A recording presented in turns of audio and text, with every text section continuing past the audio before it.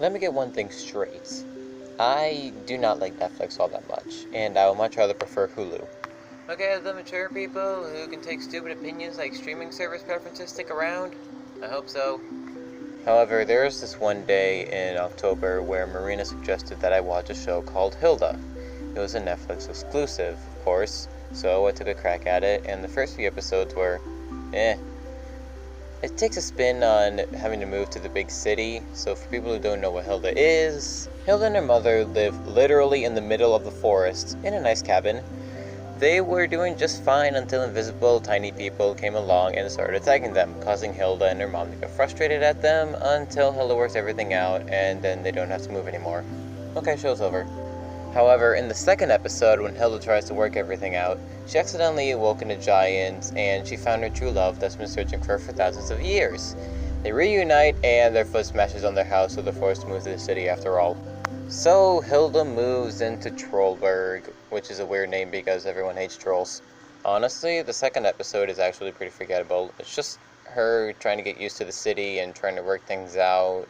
And you know they're gonna move there anyways, because they haven't yet, but it's just boring for me. Then there comes the parade episode, where it actually gets interesting. Apparently there's a parade that happens in Trollberg every year, where a huge raven blesses the city by flying over it every night at the parade. It starts out with Hilda in this fort thing with her new elf friend Alfer, and Hilda's forced to go outside. She joins up with a group of friends, and they throw rocks at birds. A kid named Trevor hits one, and Hilda runs off with the bird while all Trevor's friends laugh at him because he deserved it. Hilda joins Alfer and their pet deer fox Twig in the fort, and they discover that this bird can talk. However, he has memory loss. While on the way to the parade, Hilda's mom kicks out the raven and Alfer, and they decide to find the statue, which is the only thing that a raven remembers. A tall guy with a beard and a cape. I'm pretty sure that's what it was.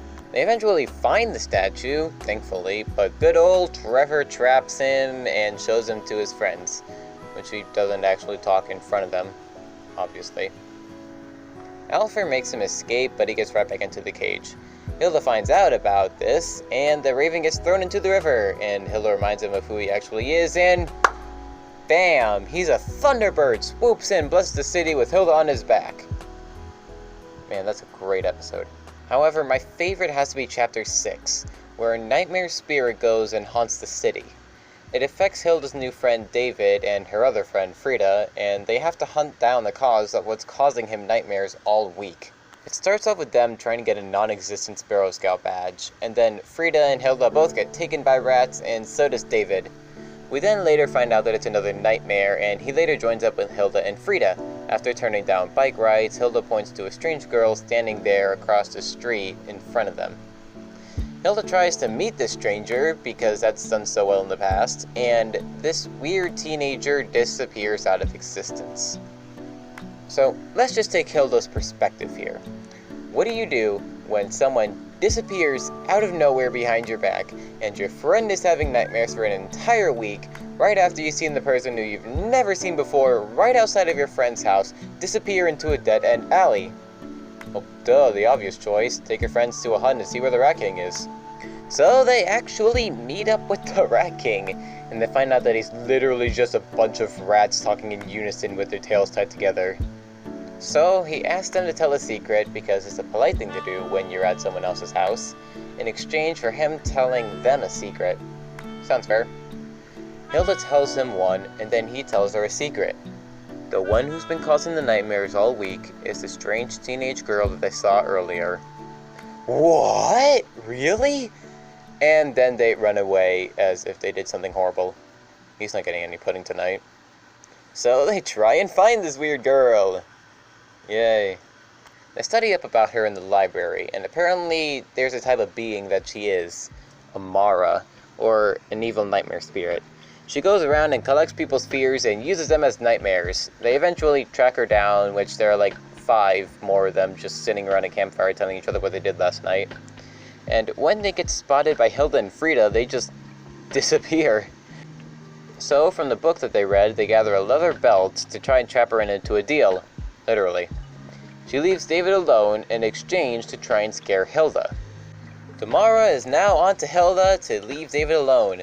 She tries and fails multiple times with a few spiders and giants and other creatures, but when you live in the wilderness all your life, like, creepy monsters kind of have no effect on you. But when the Mara finds out about one thing in particular, while meeting up with David and Frida in her dream, they give her a bike to ride on, and then they leave her behind because she doesn't know how to ride a bike. Well, can you blame her? She grew up in the woods. Okay, now it gets freaking intense. When Hilda tries to ride the bike, the city streets literally just drop into a huge ramp thing, and then, like, all the neighborhood kids, they just go riding about. She gets sucked into a whirlpool, and the road, and all these spirits of kids riding bikes, and buses, for God's sake. Holy hell, this is so trippy, even as a kid's show. In the morning, Hilda talks to the Mara about where she got the secret from. She says it was from the Rat King, because those two trade secrets all the time. The last time we get to hear from her is her saying that it's no fun giving someone nightmares to people who are brave enough to ask for them, and then just goes off somewhere else. Hilda apologizes for taking David and Frida on harmful adventures, and then they ask to teach her how to ride a bike. What I think I like about this episode, most of all, is that it physically sets itself apart from all the other ones. It's a mind game that the Mara and her Mara friends get to play with. The victims were David, but he wasn't the only kid that they were scaring. This is also the first episode where the antagonist doesn't have any character development, or even a name. Her name was never revealed all throughout the entire series, and she does show up again, but after leaving this episode, I just thought the antagonist didn't learn anything. She was just going to keep on doing what she was doing, and she wasn't going to have a second thought to that. She never came to terms with how much she was scaring innocent kids, and she just kept on doing it. It was only Hilda who actually learned something, and that was just to be more open to things. Obviously, when your house is in the middle of the woods, then you're kind of open to a lot of things, but the fault that Hilda had was that she didn't want to give anything else a chance. She just wanted to explore the world, and having David, Frida, and especially the Mara, they had her realize that there's more things to do than just explore the world. Hilda's very close to topics like riding bikes, and people not like her do as a hobby, and she was just afraid, probably that she wasn't going to be good enough at it or not. The episode didn't help the antagonist, it helped the protagonist, and that's what makes this show so special. Most times in media, the protagonist does nothing wrong. They're not flawed, it's only the antagonist that sees the protagonist as flawed, because they don't have any. It seriously is the only thing that happens, and apparently the antagonist learns what it's like to be perfect, and either dies or gets turned over to the good side, which definitely is what keeps children's TV so unwatchable, is seeing a Mary Sue type character just try and make everyone like them. But Hilda, the show, is different. The show has 3 protagonists and an endless supply of antagonists. Now keep in mind, the definition of antagonist is not evil, but it's just a character that's going against the protagonist in some way. There have been many moments where the antagonist does learn their ways, and sometimes where the protagonist saves the day. But like in episode 5, where they're in school, got attacked by a troll, and Hilda found out that it was just looking for its baby. Hilda is a unique show, and it's possibly my favorite TV show because it sees things from more than one side of the spectrum. As we see Hilda's perspective on things, we also see everyone else's perspective, even when they don't agree with her. Because, seriously, there really are no quote-unquote bad guys here. The only true bad guy that I thought of was the Mara, and she didn't even want anything in return, rather than just a good story to tell to her friends. Because that's just the state of nature that she is. That's just who she is, and she's never going to actually change. There are going to be major spoilers from this point on from the final 2 episodes. However, I'm going to go on a rant here. However, if you want a true ending, just end it at episode 11. However, episodes 12 and 13 still exist, so I'm going to have to, look at them. So, episode 12.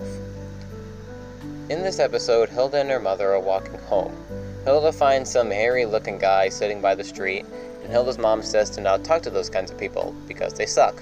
Okay, episode over. So Hilda goes and talks to him, and his name is Tantu. He's a Nissa, or a house spirit. See, even in the episodes I hate, there are good qualities to them.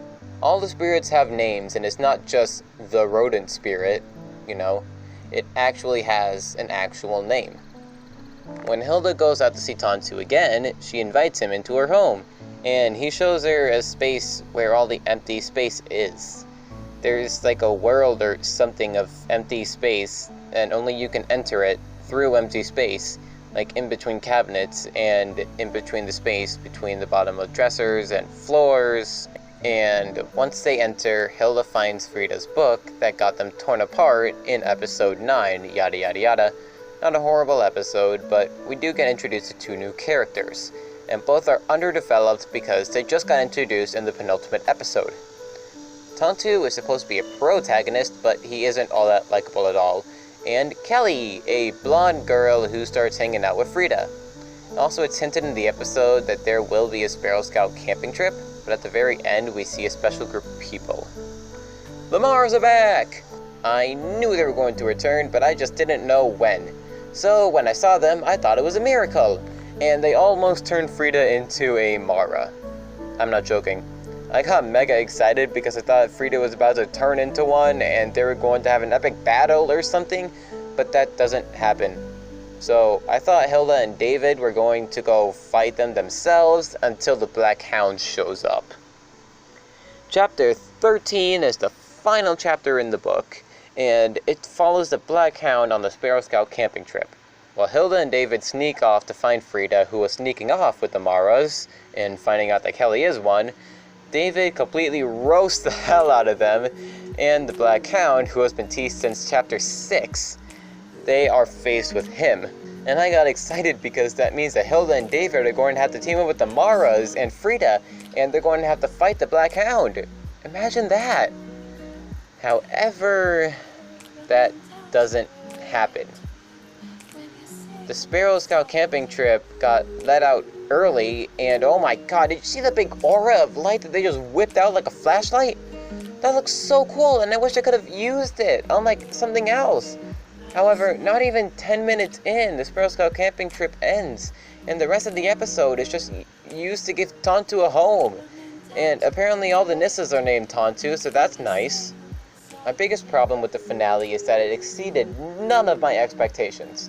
In a show about giants, elves, thunderbirds, weather spirits, nightmare spirits, sorcery, witches, enchantments, and literally anything that's magical, it's there. And it's a show of all of that. And in the final episode of the season, it's just finding a house spirit a house. There are no powers used except to access empty space in a house to find his original home and that we just meet in the episode before. Seriously, the build-up of the Black Hound being a vicious, untamed creature ended up being a pet for another house spirit, and his name is actually Jellybean. He just got hungry and ran off or whatever. When the Black Hound moved into the secret empty space room, I thought that he had like a secret power that we didn't learn about until next season, but nope. He was just a pet of a house spirit. That's how he got into empty space world. Seriously, the final 2 episodes were underwhelming, and it was completely unnecessary for them to be there at all. If you really want to have a light ending, then just go right ahead. They didn't even hint at Tantu being in the series at all, and we accept some bratty, hairy version of the Woodman to be likable. What makes the Woodman work is his interactions with Hilda and everyone in the forest. It really is unknown if he likes Hilda in the slightest bit at all, and he's seen being mysterious and not giving out much about himself. He's the commentator, and not even Hilda's mom trusts him because he gets into trouble a lot. And he just walks into people's homes and sits by the fire. He isn't trying to piss off anyone, and I think that's what makes him work. Tantu, however, he just doesn't care about anything. And I mean seriously, he doesn't care about anything. He isn't even excited about them going into his original home either. Hilda's just wasting her time on him, not to even mention that he's the only character in the show where his design is just ugly to look at. In episode 9, Frida gets frustrated at Hilda and David for not helping her all the way at her own problems. I can excuse that because it teaches kids that you can't depend on other people to deal with your problems. But instead, she gets mad at them not finding her book and not cleaning her room because she's not herself if she's not perfect. I understand wanting to be perfect and wanting to please people, but at the end, they just leave her and she doesn't even show up for a while. However, when she was about to join the Maras, I was glad because I thought that she was going to learn that she was better off without them and to come back to her actual friends. But that doesn't happen either. Hilda gets Frida's book, all is forgiven, apparently. To be honest, I didn't even want Frida to come back. She was just the annoying, typical high honor student that only cares about being perfect, but being paired with a girl who grew up in the woods and a kid who is terrified of everything made the situation unique and actually fun to watch. But when she finds her own clique with the Maras, and then she just joins them to the point where she was about to turn into one herself, I thought that that was the point where either A, we were possibly never going to see her again as a protagonist, or B, she was actually going to learn and say that this wasn't for her. However, that doesn't happen. Seriously, I thought that she wasn't going to come back, not get her book, learn the hard way that you actually have to do something to get what you want, but that doesn't happen. Instead, she learns to not be with the Maras, get her book, and not even a lecture on how to clean her own room for once.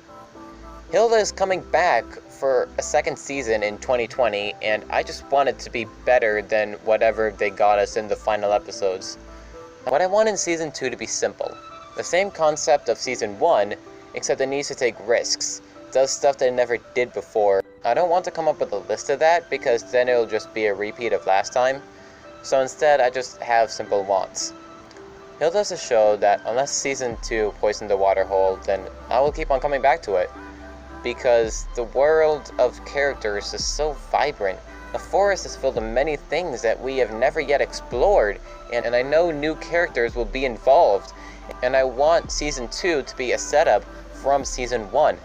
Because it was almost perfect if the final 2 episodes were cut.